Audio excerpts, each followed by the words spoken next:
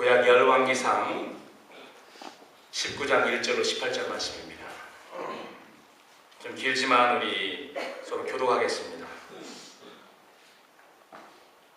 열왕기상 19장 1절로 18절, 제가 한 절, 여러분들이 한 절 교독합니다. 1절 제가 먼저 읽습니다. 아합이 엘리야의 무릇 행한 일과 그가 어떻게 모든 선지자를 칼로 죽인 것을 이사벨에게 고하니, 이사벨이 사자를 엘리야에게 보내어 이르되, 내가 내일 이맘때에는 정녕 내 생명으로 저 사람들 중 한 사람의 생명 같게 하리라. 아니하면 신들이 내게 벌 위에 벌을 내림이 마땅하니라 한지라.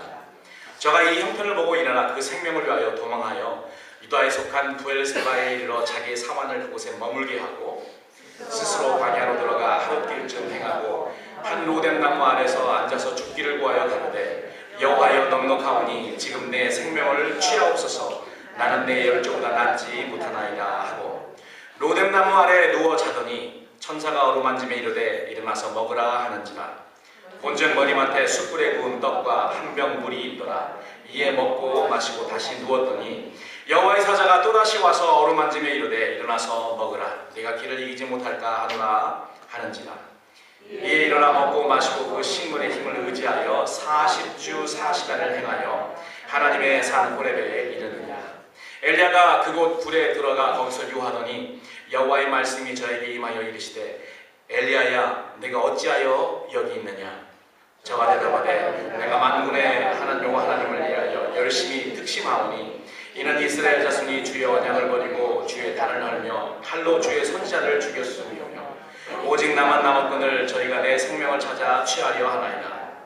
여호와께서 가르치되, 너는 나가서 여호와의 앞에 산에 섰으라 하시더니, 여호와께서 지나가시는데 여호와의 앞에 크고 강한 바람이 산을 가르고 바위를 부수나 바람 가운데 여호와께서 계시지 아니하며 바람 후에 지진이 있으나 지진 가운데도 여호와께서 계시지 아니하며 또 지진 후에 불이 있으나 불 가운데도 여호와께서 계시지 아니하더니 불 후에 세미한 소리가 있는지라.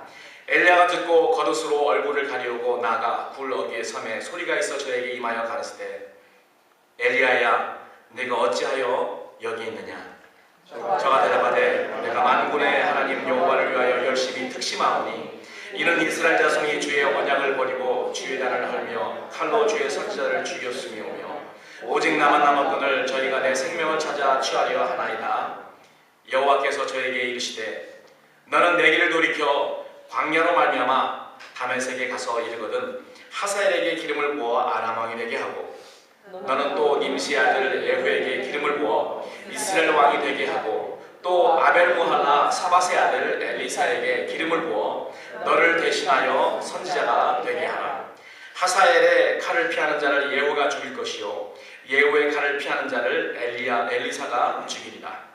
그러나 내가 이스라엘 가운데 7,000인을 남기리니 다 무릎을 바알에게 꿇지 아니하고 다 그 입을 바알에게 맞추지 아니한 자니라. 아멘. 우리는 지난 주일 하나님께서 부으시는 은혜 가운데 3일간의 말씀의 집회와 교회 창립 10주년 감사 예배, 그리고 초창기에 저희 교회 집사님으로 수고하셨던 김상현 목사님의 안수식, 그리고 이숙희 권사님의 권사 취임식을 잘 마무리 지었습니다. 저는 이 행사를 준비하면서 지난 10년간 하나님께서 부어주신 은혜를 기억하며 감사하기도 했지만, 하나님께서 앞으로 10년 동안 우리를 어떻게 사용하실까, 저와 여러분들, 우리 교회를 하나님께서 대체 어떻게 10년간 사용하실까에 말씀으로 묵상하며 주님의 음성을 들으려고 노력했고, 그리고 그 기대를 가지고 말씀을 묵상하고 주님의 음성에 귀를 기울이려고 노력을 했습니다. 여러분, 그동안 우리는 9월 중순부터 약 2달 동안 열왕기상 17장, 18장, 19장을 공부했습니다. 오늘은 19장을 공부하는데요. 엘리야 시대의 이스라엘 백성들의 그런 모습과 하나님께서 어떻게 이스라엘 백성들을 딜하셨는지에 대해서 우리가 잘 배우고 있습니다. 여러분, 엘리야 시대는 이스라엘 역사 중에서 가장 어두웠고 가장 영적으로 타락했던 그런 시대입니다. 그때 하나님께서 엘리야라는 걸출한 그런 하나님의 사람을 세우셔서 하나님의 백성들에게 하나님의 마음을 전달하고, 그리고 하나님이 원하시는 그 말씀들을 대언을 하게 했습니다. 오늘 우리가 읽은 본문은 선지자 엘리야의 전반기 사역이 마무리되고 이제 후반기 사역으로 전환되는 막간을 이용한 그러한 상황입니다. 19장에 17장에서 하나님께서 엘리야를 부르셔서 17장, 18장을 통해서 전반기 사역을 하고, 19장은 이제 전반기 사역을 마치고 후반기 사역으로 들어가기, 그 인터루드라고 하죠. 중간에 그런 막간의 내용입니다. 그런데 지난 10년의 사역을 마무리하고 새로운 10년의 사역을 앞두고 있는 나와 여러분들, 우리 교회에 저는 본문을 통해서 주시는 그런 말씀이 있다고 믿습니다. 오늘 우리는 본문을 통해서 실망과 좌절과 생명을 위협하는 두려움 속에서 영적 판단력이 흐려진 한 하나님의 사람을 발견합니다. 하나님의 선지자 중 최고의 선지자라는 엘리야가 실망과 좌절 중에 로뎀나무 아래에 들어놓은 후 스스로 자살하지는 못하고 하나님을 향해서, 하나님 이제는 충분합니다, 됐습니다, 이제 내 생명을 거두어 주세요 라는 그러한 상황이 지금 오늘 본문을 통해서 우리에게 보여지고 있습니다. 그런데 여러분, 엘리야가 하나님을 향해서 죽여달라고 애원하고 있지만은 자세히 보면은 엘리야가 죽고 싶은 마음은 없었습니다. 만약에 엘리야가 죽고 싶은 마음이 있었으면은 이사벨이 자기를 쫓아와서 사람을 보내서 자기를 죽이든 말든 거기서 죽으면 될 거 아니에요. 죽고 싶은 마음이 있는 것이 아니고 너무 힘들기 때문에 하나님에게 푸념을 늘어놓습니다. 하나님 나를 데려가 주세요. 그런 원래 그 문자적인 그런 의미가 아니고요. 하나님, 내가 하나님을 위해서 이렇게 열심히 있었는데 하나님, 정말 하나님께서 나에게 이래도 되는 겁니까? 라고 푸념을 늘어놓고 있습니다. 너무 힘드니까.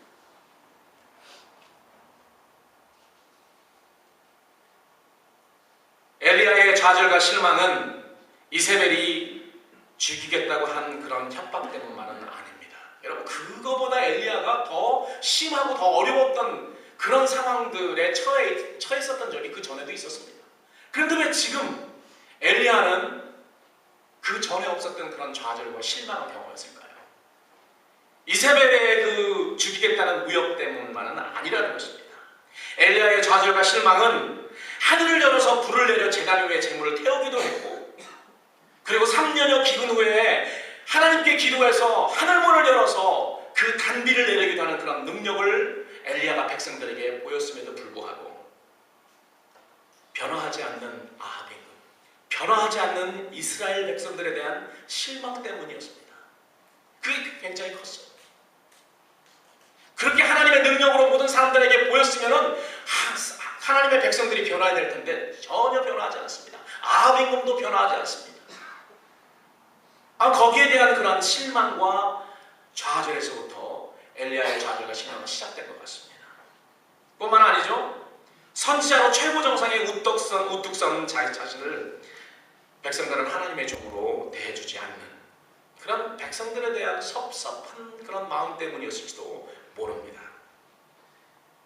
여러분, 우리는 종종 직장이나 교회에서 여러 가지 위험을 감수하며 최선을 다해서 어떤 일을 이루어 놓았는데도 불구하고 그 일에 대해서 대가도 없고 인정도 받지 못하면 실망하고 좌절하게 됩니다.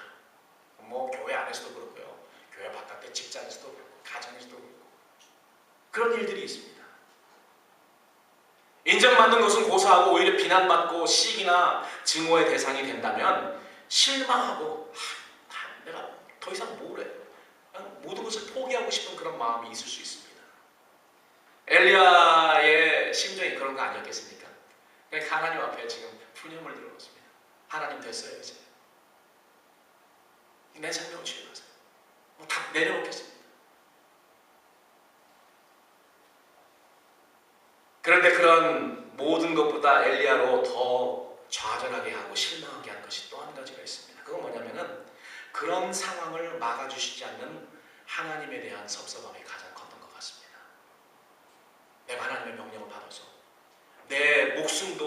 바뀌지 아니하고 하나님의 사역을 감당했는데 하나님 대체 마지막 결과가 뭡니까? 사람들이 백성들이 나를 존경하는 것은 고사하고 나를 죽이겠다고 하는데 이게 하나님의 명령을 맡아서 열심히 한 대가입니까?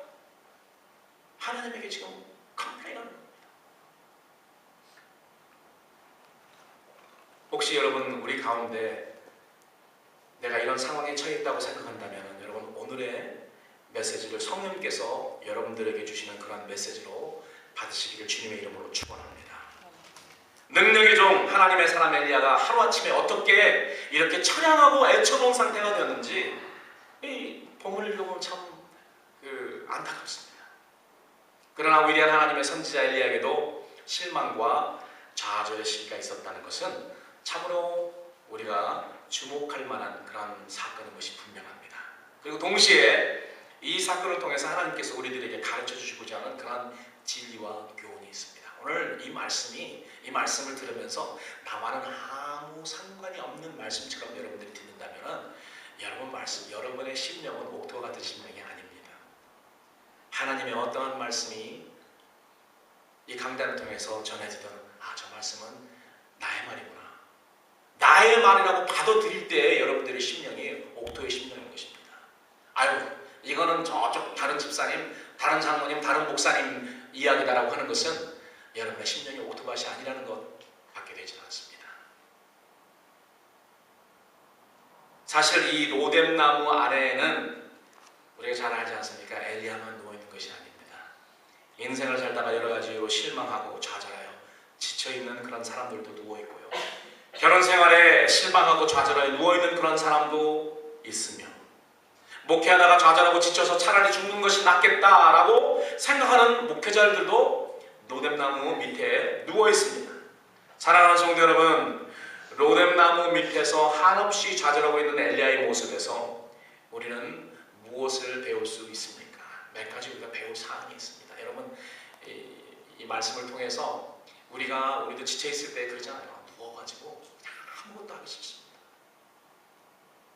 그런 상황에 있을 때 이 본문을 통해서 하나님이 우리에게 주시는 그런 말씀이 무엇인가, 어떤 교훈을 하나님이 주시나 여러분 배우시기 바랍니다. 첫 번째, 로뎀나무 밑에 좌절로부터 우리가 배울 사항이 있는데요. 첫 번째 사항은 우리 인생은 연약하고 무능하다는 그런 사실, 그 교훈을 가르쳐줍니다. 여러분 먼저 우리의 몸을 좀 보십시오. 우리의 몸은 약해서 병들기 쉽습니다. 젊고 건강할 때는 내게 병이 찾아오지 않을 것 같은 그런 착각으로 삽니다. 그런데 나이가 가면 갈수록 병은 나의 일상의 한 부분이 됩니다. 병은 누구에게든지 언제든지 우리에게 찾아올 수 있어요. 중병에 걸려본 경험이 있는 사람들은 우리가 얼마나 연약한 존재인지 압니다. 그래서 하나님께서 가끔 우리에게 병을 주시는 거는요, 그 병도 여러 가지 이유가 있겠지만 저는 그냥 신앙적으로 볼 때 우리에게 병이 오면요, 하나님은 너는 이렇게 연약한 존재다, 내 앞에서 겸손해라, 이런 사인으로 우리는 받아들여야 됩니다. 모든 거가 다 그렇지는 않아. 그러나 일반적으로 우리에게 병이 올 때 난 진짜 연약하구나, 하나님이 살려주시기 때문에 매일 살고 있구나, 하나님이 붙들어 주시기 때문에 내 생명이 유지되는구나, 하나님 앞에서 겸손하라는 거예요.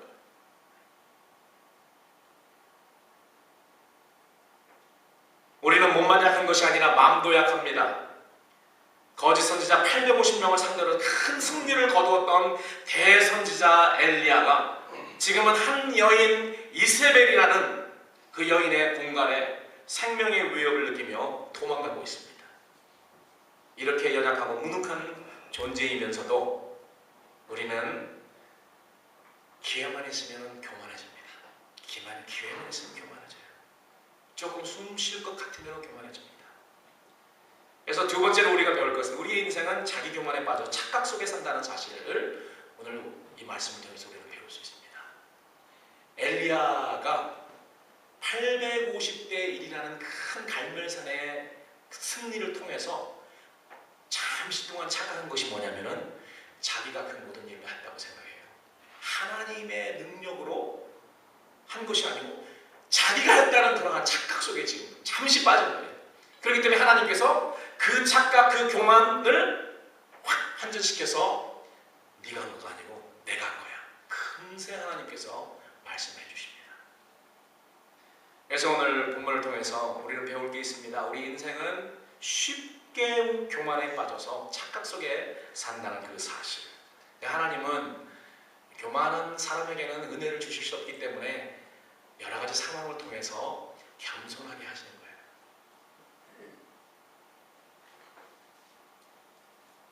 만약 엘리야가 이 승리를 전적으로 하나님 능력이었다고 믿었다면 이세벨의 그 협박에서도 하나님이 구해 주실 것을 믿고 좌절치 않았을 것입니다. 또한 10절에 보니까 엘리야는 하나님에 대한 열심이 자기만 특별하다는 그런 착각 속에 있었어요. 자기만 하나님의 언약을 버리지 않았고 자기만 하나님의 사람으로 홀로 남았다고 그렇게 고백을 합니다. 두 번이나 그렇게 고백하잖아요. 내가 여호와에 대한 그러한 열심이 특심하였어요. 특심한 이유가 있죠. 모든 사람들이 다 하나님의 선지자를 죽였고 하나님의 재단을 허물었고 이제 나 혼자 남았는데 나까지 죽이려고 한다는 거죠. 나 혼자 열심히 특별해서 자기 교만에 빠진 거예요. 자기밖에 없다고 생각합니다. 더 오를 곳이 없도록 높이 올라간 엘리야의 교만은 곧 무서운 속도로 하강하여 실망과 좌절로 떨어진 것입니다.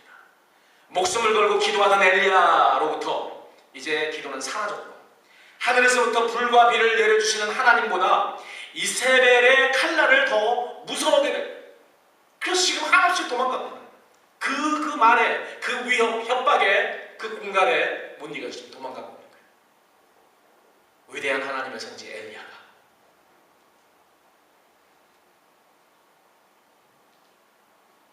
신앙의 착각과 신앙의 교만은 우리를 로뎀나무 아래서 한탄하는 자들로 만듭니다. 그렇기 때문에 우리는 배워야 돼요. 우리가 그런 상황에서 지금 내가 영적인 신앙적인 로뎀나무 밑에서 그렇게 두려워 있구나 할 때는 하나님께서 그런 상황을 통해서 우리에게 주시는 교훈과 말씀이 무엇인가를 알아야 하는 것입니다. 세 번째로 로뎀나무 밑에 좌절로부터 우리가 배울 사항입니다. 우리 인생에게는 언제나 순탄한 경험만 있는 것이 아니라 절망과 좌절과 어려움도 찾아온다는 것입니다.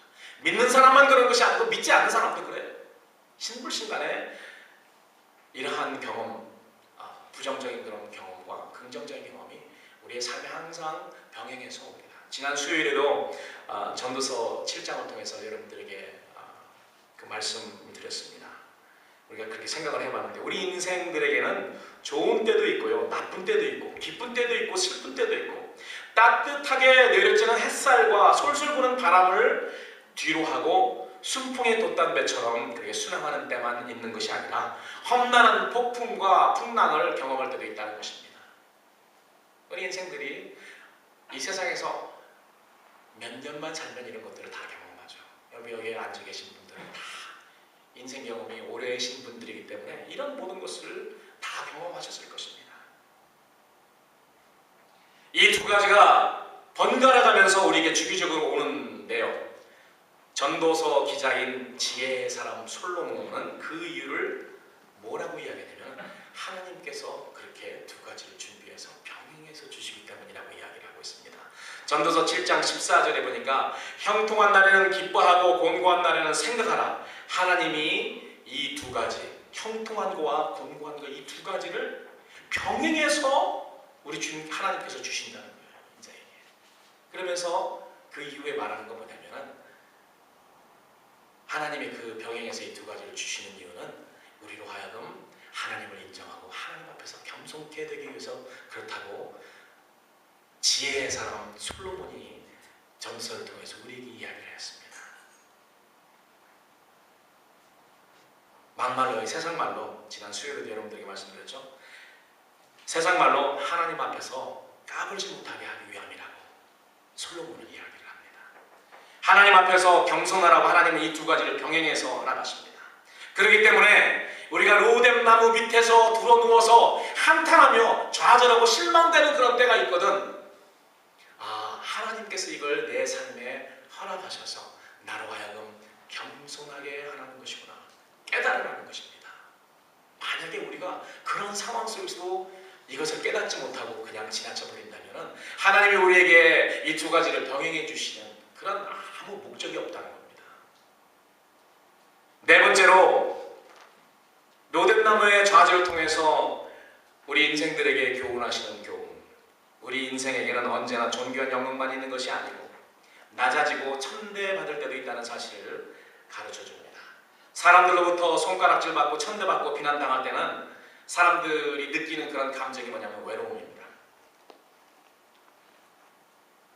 나를 알아주는 사람이 없어요.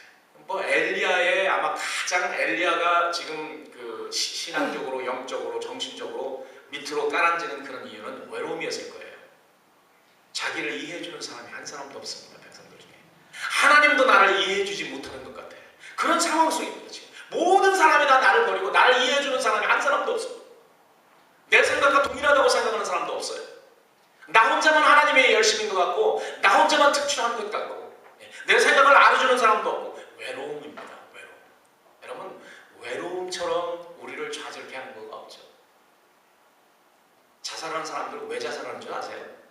어렵고 힘들어서 자살하는 것이 아니고 외로워서 자살합니다. 나를 이해해주는 사람이 없기 때문에. 지금 이 엘리야의 신드롬이 그런 신드롬이에요.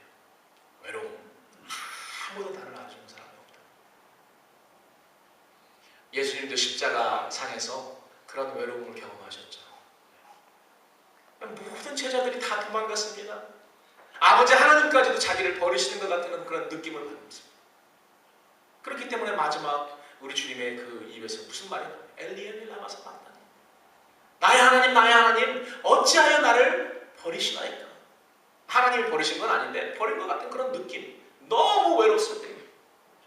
그래서 예수님이 보통 십자가에서 사람들이 오래 가는데 그런 정신적 고통 때문에 빨리 돌아가신 겁니다. 사람들은 자기를 이해해주는 사람이 없을 때 외로움을 참지 못합니다. 모든 것을 포기하고 싶은 그런 좌절에 빠집니다. 위대한 선지자 엘리야도 10절에 보니까 하나님 이제 오직 나만 남았습니다. 나만 남았습니다. 그런데 사람들이 나를 찾아서 죽이려고 합니다. 위대한 선지자 엘리야도 사람이었기 때문에 이런 상황과 여건 속에서 외로움과 좌절감을 느꼈던 것입니다. 근데 여러분 엘리야의 인생이 이렇게 실망과 좌절의 바닥에서 끝났다면 엘리야는 이스라엘 선지자 중에서 으뜸가는 그런 선지자로 추대받지 못했을 것입니다. 그러나 엘리야 선지자 하면 구약의 선지자 하면은 엘리야잖아요. 그리고 율법 하면 모세입니다. 그래서 구약은 선지자와 율법으로 그리고 모세와 엘리야가 대표적인 그런 인물입니다. 만약에 이 19장에서 로뎀나무에 불어넣어서 그냥 만약에 인생이 끝났다면 엘리야의 인생이 끝났다면 엘리야는 아마 성경상에 실리지 않았을지도 모릅니다. 그러나 엘리야가 모든 이스라엘 선지자 중에서 으뜸가는 선지자가 되었던 것은 낙심과 좌절 중에서도 오뚜기처럼 일어나며 죽은 것 같지만 부활했기 때문에 그렇습니다. 실질적으로 부활했다는 것이 아니고 신앙적으로 다시 부흥이 된 부활에 새로 살아난 것입니다. 로뎀나무의 좌절로부터 재기할 수 있었던 그런 이유가 있죠. 우리는 엘리야가 우리처럼 연약한 점도 많아 실망과 좌절됐다는 점을 통해서 위로를 받습니다. 그래서 야고보서의 야고보 기자는 그렇게 이야기해요. 엘리야는 우리와 성장이 같은 사람이었는데 하나님과 같이처럼 그러한 일들을 했는데요. 사실 엘리야는 사람이었다는 거예요. 우리와 똑같은 그런 성경을 가지고 있는 사람이었다는 거예요. 성경은 엘리야를 통해서 엘리야도 이렇게 연약한 점이 있었구나. 우리로 하여금 위로받게 합니다. 그런데 엘리야의 연약한 점을 통해서 위로받는 데서 우리는 그칠 것이 아니죠. 우리와 성장이 같았던 그 엘리야가 실망과 좌절 속에서 어떻게 회복되어서 더 큰 사역을 다시 감당하게 되었는가 하는 그 사실을 오늘 우리는 본문을 통해서 발견해야 됩니다. 여러분 엘리야가 어떻게 다시 그 좌절의 상태에서 회복하고 그 전보다 더 큰 일을 감당할 수 있었을까요? 첫 번째로는 하나님의 은혜로 새롭게 힘을 얻었기 때문에 그렇습니다. 엘리야는 사람의 위로나 격려로 인해서 다시 일어선 것이 아니었습니다. 또한 자기 힘이나 용기로 새롭게 일어선 것도 아니고 긍정적인 그런 마인드 컨트롤을 자기한테 해서 일어선 것도 아닙니다. 상황이 바뀐 것도 없습니다. 오직 하나님의 다시 일어나서 출발할 수 있었던 것입니다. 엘리야 자신도 자기를 포기했잖아요. 하나님, 나를 이제 죽여주세요. 됐습니다. 나의 영혼을 거둬주세요. 이렇게 자포자기했지만은, 자기 스스로를 포기했지만은 하나님은 엘리야를 버리지 않았어요. 하나님은 엘리야를 포기하지 않았습니다. 여러분의 인생을 살면서, 신앙생활하면서 그러한 경험을 종종 하게 되죠. 아무것도 아닌 것 같아요. 이제 더 이상 아무 소망이 없는 것 같은, 더 이상 재기할 수 없을 것 같은 그러한 상황에 빠질 수 있습니다. 여러분, 우리의 유일한 구원 되시는 우리 주님을 바라보십시오. 나의 힘, 나의 생각 의지할 수 없습니다. 그리고 내 주위의 어떤 환경을 볼 수 없습니다. 온전히 우리의 구원 되시는 하나님만 우리가 바라볼 때 하나님의 은혜로 우리는 일어설 수 있는 것입니다.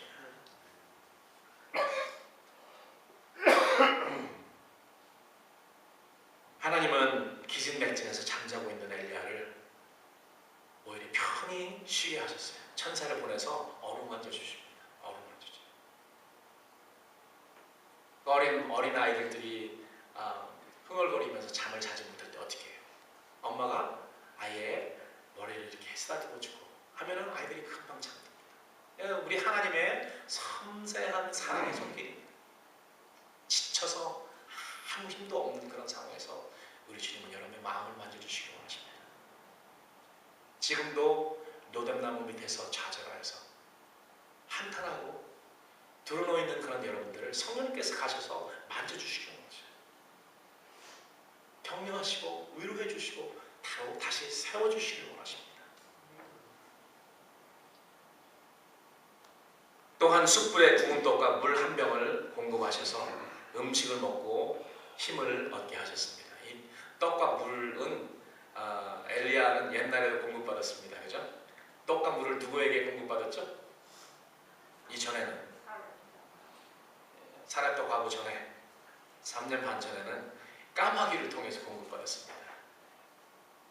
지금은 까마귀가 아니고 누구예요? 하나님께서 치부하신 여호와의 사자 천사를 통해서 공급받습니다. 차원이 높아진 거죠. 옛날에는 까마귀를 통해서, 이제는 하나님이 직접 천사를 동원해서 공급받습니다. 그리고 한 번만이 아니고 2번 반복을 하십니다. 하나님은 다음 사역을 위해서 엘리야에게 충분한 그런 휴식을 주신 것입니다. 우리가 생각할 때 하나님께서 엘리야 너 이놈 일어나서 지금 기도하지 못할까가 아니고요. 하나님께서 지쳐있는 엘리야를 휴식을 주셨어요.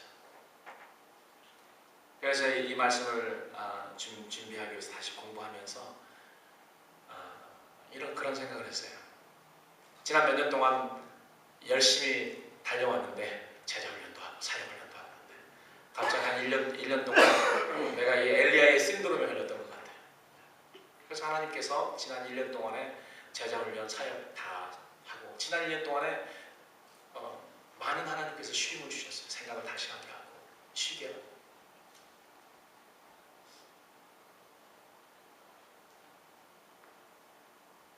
심신이 피곤할 때 저는 이 말씀이 얼마나 은혜가 되는지 모릅니다. 참으로 하나님은 인자하시고 긍휼하신 분이십니다. 엘리야가 하나님의 긍휼하심을 받고 새롭게 출발했던 것처럼 지금도 주님은 실망하고 좌절해 있는 성도들에게 하나님의 사자들을 보내어 어루만져 주시고 용기를 주시고 생명의 떡과 생수인 말씀과 은혜를 공급해 주십니다. 성령님이 여러분 마음을 찾아가 주셔서 위로해 주세요.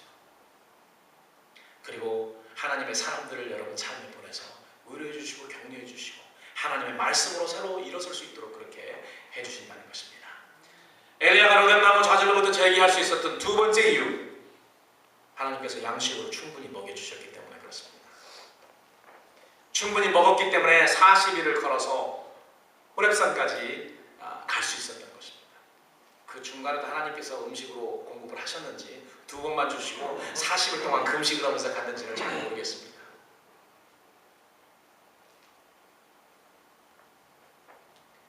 그러나 하나님께서 엘리야로 하여금 새롭게 출발할 수 있도록 하나님께서 충분히 육신의 양식도 먹여주셨어요.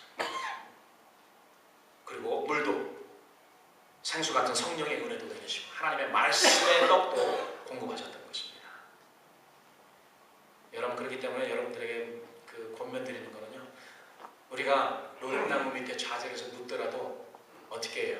어디를 바라보고 눕자고요? 하늘을 바라보고. 그래서 하나님의 긍휼하심하고 하나님의 공부하심을 입기 때문에 그렇습니다.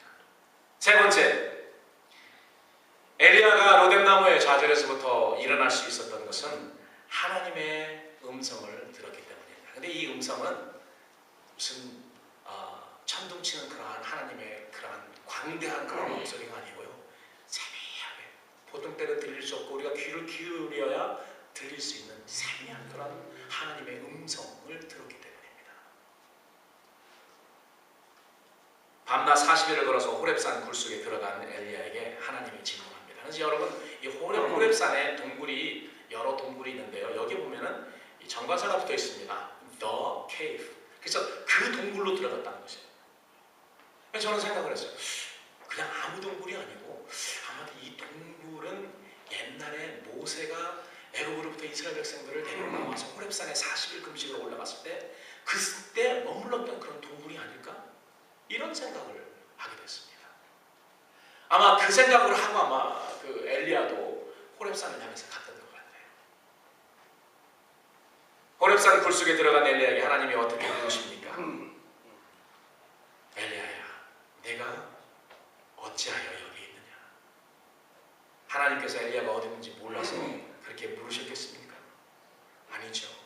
하나님은 왜 엘리야가 로뎀나무 밑에 들어누워 있었으며 왜 그곳 굴속에까지 들어가서 숨어 있는지, 거기에 거하게 됐는지 하나님은 너무나도 잘 아셨습니다.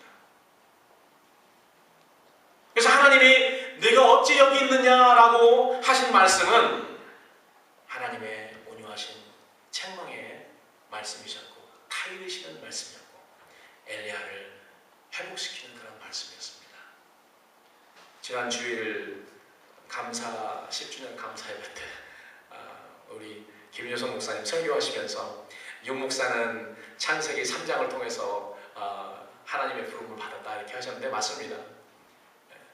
82년이니까 지금부터 82년 3월 부흥회 통해서죠. 82년이니까 지금부터 31년 됐습니다. 23살 때 31년 됐는데 그 31년 전에 부흥회를 통해서 하나님께서 말씀을 주십니다. 그때 제목이 뭐냐면 아담아 내가 어디에 있느냐. 그런데 그날 아담아 그 소리가 제 이름으로 들리더라고요. 제 이름으로 들렸어요. 실질적으로. 그래서 처음으로 하나님께서 나에게 내 이름을 불러주시고 나를 불러주신 것. 그 전까지는 우리의 부모의 신앙, 상황적으로 교회에서 자랐기 때문에 그런 신앙이었는데 처음으로 개인적인 그런 신앙, 하나님과의 그런 개인적인 그런 신앙이 됐어요. 하나님이 범죄하고 좌절했고 두려워 떨어서 나무 뒤에 숨어있는 그 아담을 하나님께서 부르십니다. 하나님의 아담이 어디 있는지 모르고 부르셨냐고요. 아담아 네가 어디 있느냐 모르셨기 때문에, 어디 있는지 모르셨기 때문에 부른 것이 아닙니다. 네가 지금 여기 있을 곳이 아닌데 네가 지금 왜 여기서 숨어서 떨고 있느냐라는 그런 말 아닙니까? 이와 마찬가지죠. 엘리야에게 하나님이 동일한 그런 질문하십니다. 엘리야야 네가 어찌 여기 있느냐? 너는 지금 여기 있을 곳이 아니야. 너는 여기서 지금 숨어서 두려워 죽을까봐 떨고 있을 사람이 아니야. 그 너의 사명이 아니야. 너의 사명은 선지자로서 나의 말을 가지고 하나님의 전능하신 그런 그 말을 가지고 가서 백성들에게 대언해야지. 백성들에게 외쳐야 되는 것이 선지자의 사역이 아니냐. 사람에게 가는 겁니다. 선지자에게 백성들에게 가서 하나님의 말씀을 대언해야 되는데 왜 지금 호렙산 그 높은 산속 깊은 산골에 들어와서 굴 속에서 죽을까봐 벌벌 떨고 있느냐는 것입니다. 하나님께서 동일한 질문을 두 번 하십니다. 그죠 여러분? 오늘 두 번. 두 번 하는 그런 이유가 있어요. 엘리야가 하나님께서 엘리야야 네가 왜 어찌 여기 있느냐라는 그 하나님의 질문에 대한 하나님의 모티베이션, 하나님의 그 질문의 동기를 알았다면, 빨리 깨달았다면 하나님 죄송합니다.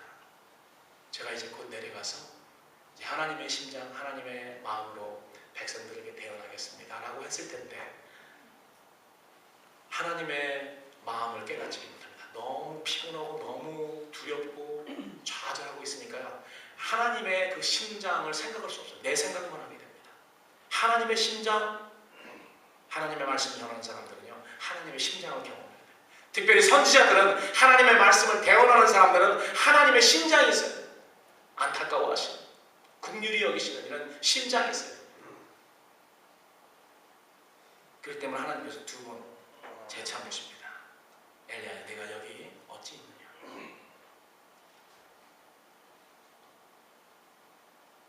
엘리야는 하나님의 질문의 그 의도를 이해하지 못했죠. 이해하지 못하고 계속해서 자기 잘난 척만 합니다. 두 번 질문했는데도 뭐라고 이야기합니까? 오늘 현대어로 좀 바꿔가지고 여러분들에게 말씀드립니다. 하나님을 위해 내가 특별한 열심을 내었지만, 이렇게 시작하지만 사실 이런 말입니다. 하나님, 이스라엘 백성들 그놈들 다 나쁜 놈들이에요. 하나님의 백성이라는 놈들이 어찌 하나님의 종인 나를 잡아 죽이려고 이렇게 하는 거죠. 하나님 편인 사람이 나 혼자이기 때문에 내가 여기 외롭게 도망왔어요. 이 말을, 똑같은 말을 두 번씩이나 하나님에게 합니다. 하나님께서 엘리야에게 지시해서, 엘리야, 이제 내가 지나갈 것이기 때문에 너는 내 앞산에 서라. 하나님이 지나가십니다.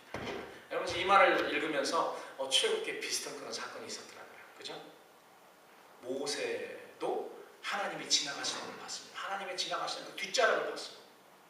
동일한 장면을 하나님께서 모세에게 보였던 장면을 엘리야에게도 보이십니다. 그런데 이거는 좀 다르죠. 하나님이 지나가실 때 큰 폭풍과 같은 바람이 있었고, 지진이 있었고, 불이 있었는데, 옛날 모세 때는 그 안에서 하나님이 지나가셨거든요. 그 안에서 말씀하셨는데, 엘리야 때는 그렇지 않습니다. 하나님의 음성이 없습니다.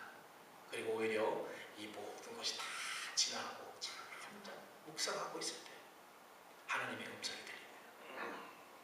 엘리야는 하나님의 음성이 그러한 하늘에서부터 불이 내리고 하늘에서부터 비가 내리고 하니까 천둥과 이런 속에서 하나님의 말씀을 들을 줄 알고 거기에 그 포커스를 거기 하고 있었던 것 같아요. 그러나 그렇지 않습니다. 하나님의 말씀은 오늘날도 세미하게 작은 그런 음성으로 우리에게 들려옵니다. 하나님 나에게 큰 어떤 사인을 주세요. 그렇지 않아요. 하나님의 말씀은 세미한 음성으로 우리의 마음, 그 말씀은 무엇입니까? 세미한 하나님이 주시는 그런 말씀은 이제 이 말씀하고 제가 결론의 말씀을 했습니다. 저는 이 세미한 음성, 엘리야에게 주는 음성이 오늘날 이제 10년의 사역을 끝내고 앞으로 10년을 기대하고 그리고 준비하고 있는 우리들에게 주시는 그런 말씀이라고 생각해요. 그 세미한 음성으로 들려주신 그 말씀은 바로 하나님의 앞으로의 그런 계획과 섭리를 알려주신 것입니다. 그래서 뭐라고 하나님께서 엘리야에게 말하냐면은, 여러분 다 따라하시기 바랍니다. 너는 내 길을 돌이켜서 다시 가라는 겁니다. 왔던 그대로 다시 가라는 겁니다. 새로운 거가 아니에요. 너는 내 길을 돌이켜서 어떻게 해요? 돌이켜 가서 이제는 백성들에게 다시 가는 것입니다. 그 대신 이제 하는 것이 좀 다르죠. 처음에는 혼자 사역을 했는데요. 이제 하나님이 말씀하시는 거예요. 너는 돌이켜, 내 길을 돌이켜 가서 광야로 가서 백성들에게 다시 가. 그렇지만 이제는 새로운 사역이에요. 첫 번째로 다마의색으로, 너는 내 길을 돌이켜 광야로 가서 다마색으로 가서 하사엘에게 기름을 부어 아람 왕이 되게 하라. 그리고 이스라엘에 가서 예후에게 기름을 부어 이스라엘 왕이 되게 하라. 그리고 엘리사에게 가서 기름을 부어 너를 대신하여서 선지자가 되게 하라. 무슨 사역입니까? 새로운 next generation, 새로운 차세대의 사람들을 세우는 겁니다. 자기 후계자 엘리사를 세우고, 그리고 아람 왕 하사엘을 세우고, 그리고 이스라엘 왕 예후를 세워서, 여러분 하사엘로 인해서 그 아람 왕이지만은 영향력이 있었기 때문에 이스라엘에 정치적인 그러한 하사엘을 통해서 하나님께서 정치적인 척결을 하십니다. 그리고 예후를 통해서는 아합과 이세벨로 더러워진 타락된 그런 모든 신앙 그런 부흥운동을 일으켜서요, 그걸 깨끗하게 치웁니다. 그리고 엘리사를 통해서 엘리야를 대신해서 이제 영적인 그런 부흥운동을 일으킬 수 있도록 엘리야는 그래서 그 이후에 이제 보면은 엘리야가 선지학교도 세우고요, 선지자들을 많이 세웠습니다. 사랑하는 성도 여러분, 이 말씀을 통해서 이 말씀을 제가 4개월 전에 여름에 그 기도원에 한 4일 가 있을 때, 그때 열왕기상을 읽으면서 이 말씀을 하나님께서 주셔서 이 말씀을 지난 2달 동안 여러분들에게 설교를 했습니다. 우리 10년 앞으로의 10년 사역 운동은 이제 차세대 지도자들을 세우고 일꾼들을 세우는 그런 일입니다. 저도 개인적으로 그렇고요. 우리가 함께, 그래서 이제 우리가 10년 된 이제 교회이기 때문에 이제 새로운 교회들도 세워야 됩니다. 그래서 앞으로는 그런 새로운 교회가 세워질 수 있는, 우리가 무슨 어떤 시스터 처치도 될 수 있고 또 딸을 도로 처치도 될 수 있는 그런 교회. 그래서 오늘 우리 김상현 목사님, 우리 교회 초창기 때부터 집사로 있었는데 그동안 신학교 훈련 받고 여러 가지 훈련 받고 이제 오늘 첫 번째 교회가 세워졌습니다. 그리고 이제 내년 초에는 우리 엄상현 목사님이 또 교회 개척을 하실 것입니다. 그래서 지금 상의 중에 있고 기도 중에 있습니다.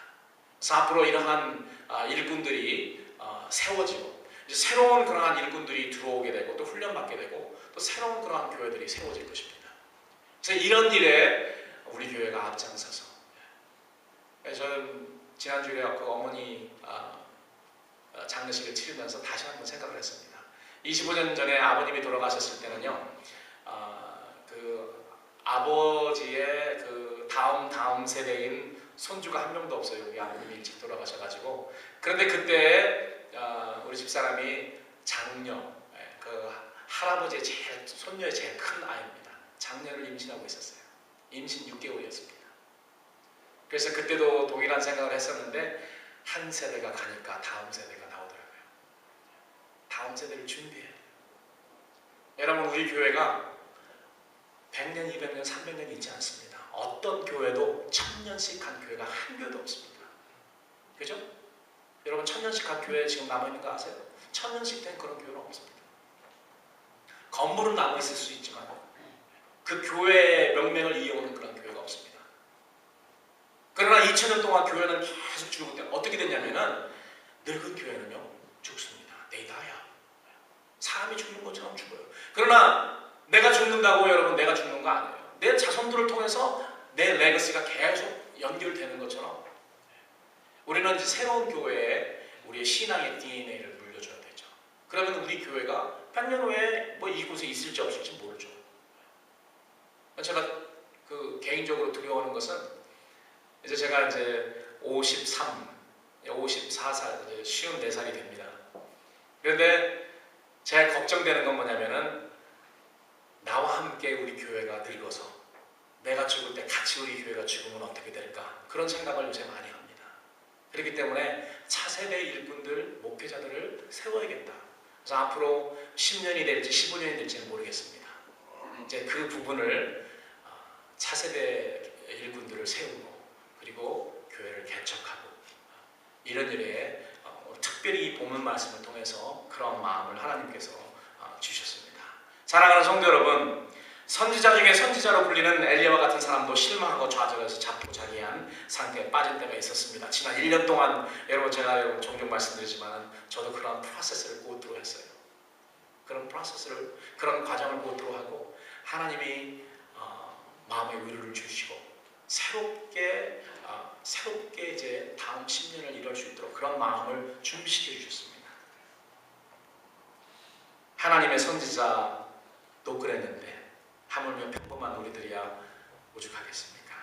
그러나 우리가 실망과 좌절 중에서라도 우리의 믿음의 귀를 열어놓고 세미한 음성으로 우리에게 말씀하시는 우리 하나님의 음성을 듣고 우리가 두려놓더라도 하나님을 향해서 우리가 두려놓는다면 하나님께서 우리를 불쌍히 여기시고 우리를 회복해 주실 것이고 우리에게 어떤 사역을 감당할 것인지 알려주시고 능력 주시고 은혜 주셔서 그 사역을 감당하게 하실 것이라는 것입니다.